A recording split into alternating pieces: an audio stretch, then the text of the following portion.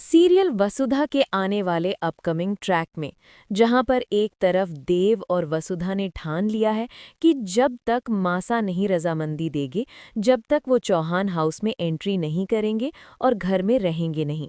लेकिन वहीं पे प्रभात की वजह से वो ये चीज़ पे राजी हो जाते हैं कि वो हनुमंत के साथ सर्वेंट क्वार्टर में रह लेते हैं। लेकिन जब वो सर्वेंट क्वार्टर में जाते हैं और हनुमंत से कहते हैं कि जब तक देवी हुक्म नहीं मानती तब तक हम आपके पास रहेंगे, लेकिन हनुमंत भी उनके मुंह पे दरवाज़ा बंद कर देता है और कहता है कि जो अपनी देवी हुक्म के लिए लॉयल नहीं है, मैं उनको नहीं रखूंगा अपने साथ। यहीं पे दोनों के मुंह पे जब गेट बंद होता है, जब कोई चारा नहीं होता और दोनों फुटपाथ पे सो जाते हैं जाके।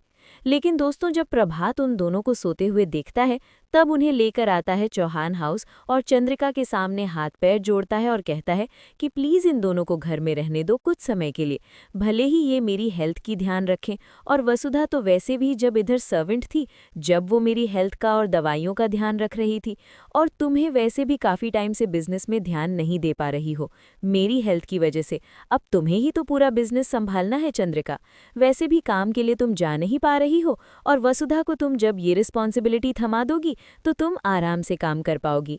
तो इसी शर्त पे वसुधा को घर में एंट्री देने के लिए राजी हो जाती है हमारी चंद्रिका। तो फाइनली ही देव और वसुधा वापस चौहान हाउस आते हुए नजर आएंगे।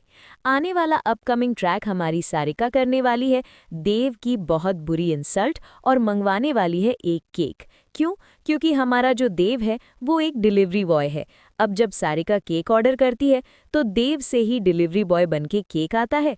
अब जब देव आता है तो सारिका एक्टिंग करती है और कहती है कि देव तुम डिलीवरी बॉय हो, और घर पे बहुत बुरी तरीके से उसकी इंसल्ट करती है और उसको पैसे फेंक कर देती है। वहीं पे वसु इस बात से बहुत रोती है और परेशान हो जाती है। घर में मातम का माहौल चल रहा है और घर में वैसे ही परेशानियां हैं।